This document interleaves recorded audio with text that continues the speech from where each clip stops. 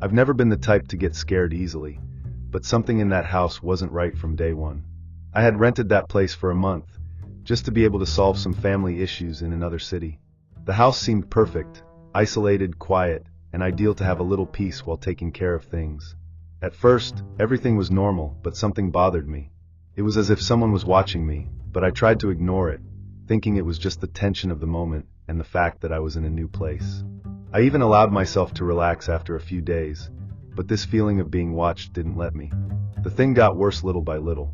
On the second day, I noticed that the chair in the living room was slightly out of place, but I thought it could have been the wind or some involuntary movement. However, as the days went by, I began to notice more strange things. My cell phone appeared in different places, as if it had been moved. I left him at the coffee table, and when he returned from some task, he was in the kitchen, as if someone had moved him. And it wouldn't stop there. The doors, always closed when I left, appeared ajar when I came back, and that didn't seem right. I was already getting nervous, but I was still trying to rationalize, telling myself that it was just my imagination. It was on the night of the fourth day that things started to really scare me. I was in the living room, trying to watch a movie to relax, when I heard a noise coming from the corridor. Something like a scratch, very subtle, but noticeable. My heart raced, and I stood still, listening carefully. Nothing happened after that, but the weather in the house seemed heavier, as if the air was denser. I decided that, the next day, I would review the history of the smart doorbell. I thought maybe it had a logical explanation, something I hadn't noticed. I had no idea what I was about to find out. The history was there, with images and videos from previous nights. At first, everything seemed normal. But then, in one of the videos, I saw something that made me stop breathing. It was a man standing outside, staring at the door.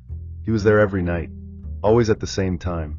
He didn't move, he didn't do anything, he just stood there with his eyes fixed on the door, as if he was expecting something. I didn't know what to think. My body froze. There was no way I could have seen that without understanding how wrong it was. How was he there, every night, and I never heard him? The dread began to grow in me, but I couldn't understand. I didn't know what to do. That night, after watching the video, I couldn't sleep anymore. The idea that someone was watching me every day made me completely uncomfortable.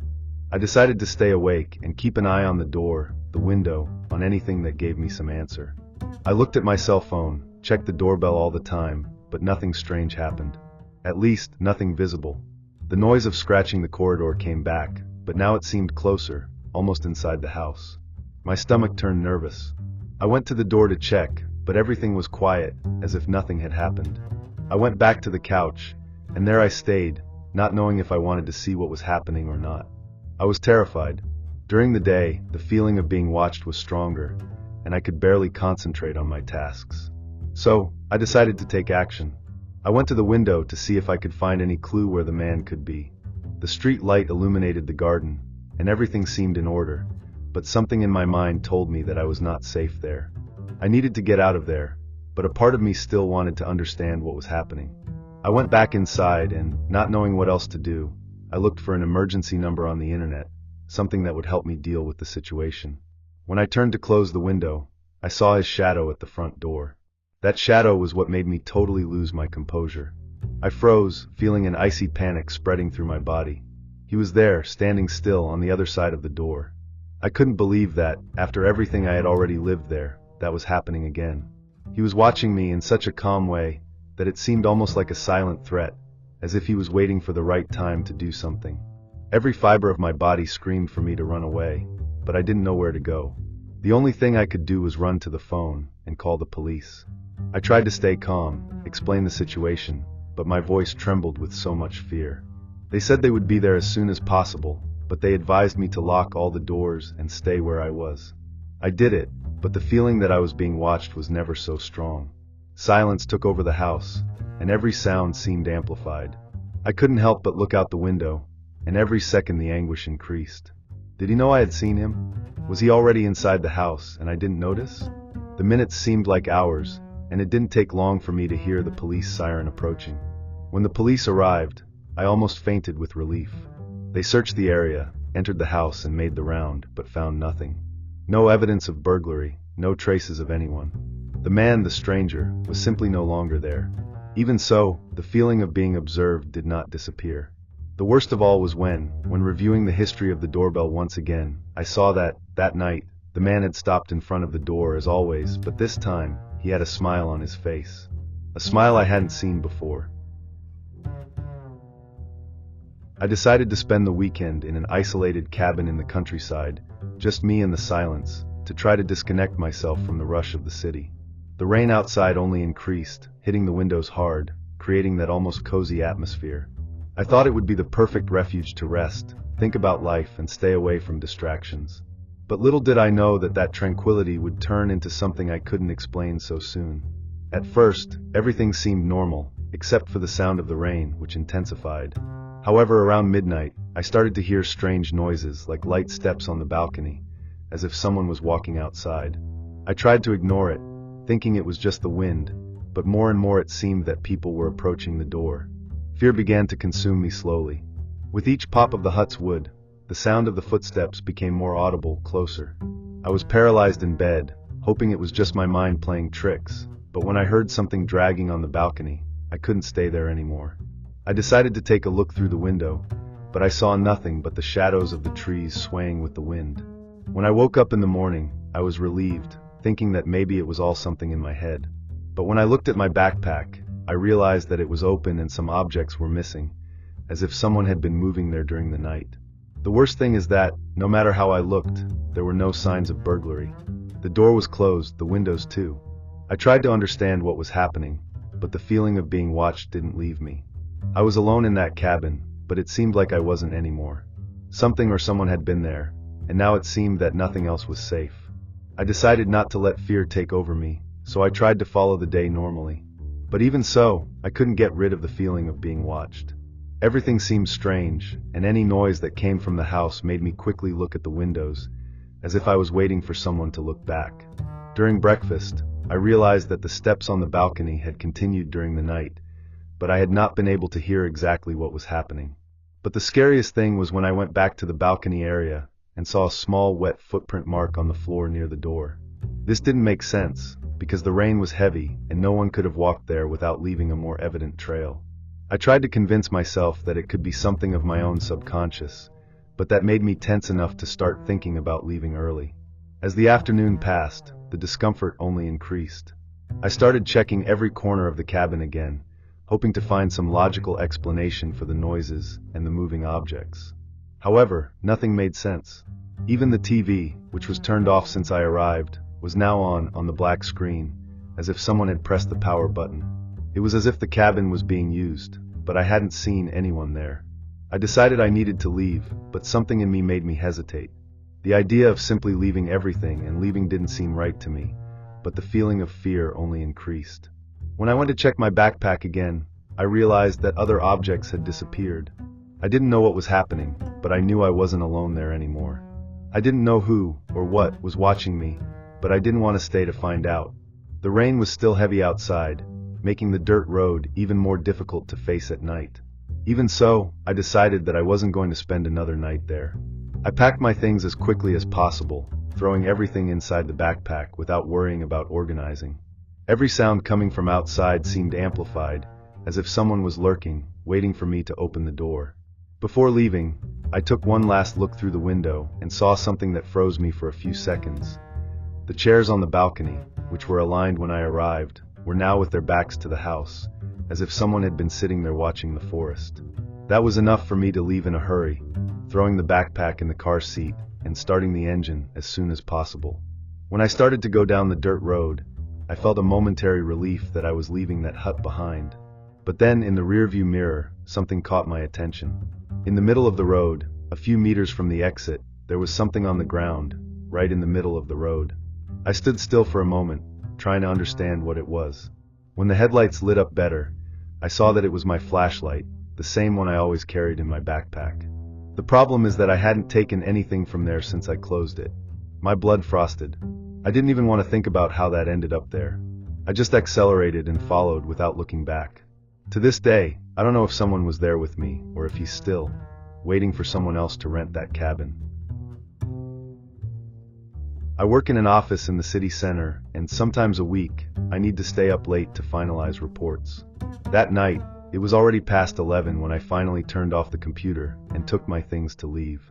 The street in front of the building was almost deserted, with only a few cars passing by from time to time. My building was about 10 minutes away, and the drive was smooth. The problem started when I arrived at the underground garage. After parking, I got out of the car and walked towards the elevator. The environment was quiet. You could only hear the sound of my footsteps echoing in the concrete. That's when I noticed another sound, steps that seemed to adjust to my rhythm.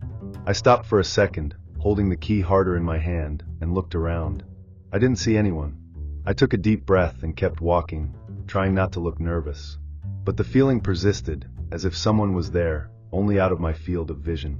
When I got to the elevator, I pressed the button and looked back discreetly. The garage was still empty. My heart was still racing, but I tried to convince myself that it was something in my head. As soon as the doors opened, I entered quickly and tightened my floor. The feeling of relief didn't last long. As the doors slid to close, I had the clear impression of seeing a shadow moving at the end of the garage corridor. My breathing stopped for a moment, but the elevator was already going up, taking me to the safety of my apartment. I locked the door as soon as I entered, but the restlessness didn't pass. I changed my clothes, tried to watch something on TV, but I couldn't stop thinking about it. That's when I had the idea of accessing the building's security cameras through the mobile app. I rolled the recordings until the time I had arrived, and at the exact moment I was walking to the elevator, I saw a man standing in the shadows, a few meters from me. He was motionless, watching me. The strangest? As soon as the elevator doors closed, he simply turned around and left the garage, without ever entering the building. My stomach turned at the time. I watched the video again, trying to find some logical explanation, but there was none. The man was there, in the darkness of the garage, watching me. He didn't try to run after me, he didn't make any sudden movements. He just stood still, almost as if he knew I would notice him, as if he wanted me to know he was there. After I got into the elevator, he just turned around and disappeared from the cameras. I closed the app and went to the window, looking at the street downstairs. The movement was minimal at that time of night. I tried to see someone suspicious, but there was no one. Even so, I felt it. I felt like he was still around, as if he knew exactly where I was. I locked all the doors and windows, checked every corner of the apartment, and tried to convince myself that it was safe. But sleep that night? That was impossible. I lay down on the bed, but my whole body was tense. The image of that man standing in the dark of the garage didn't leave my head.